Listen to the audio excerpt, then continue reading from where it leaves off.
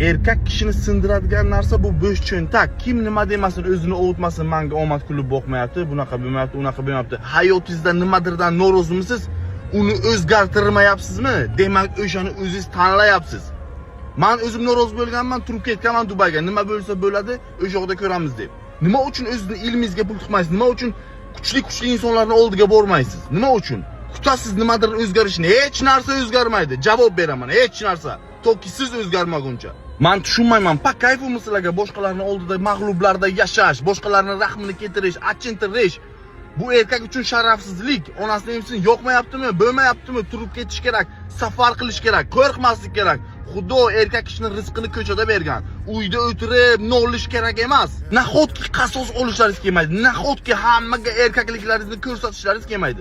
Nahotki sizlarning ham qo'llaringizdan kelishini isbotlashlaringiz kelmaydi. Onasining emsin bir marta bo'lsa ham erkak kishi hayotda dunyoni ag'dar-to'ntar qilishni xohlaydi. Ana shu narsani ichingizdagi o'sha ichingizdagi olovni onasining emsin qo'ying, chiqsin.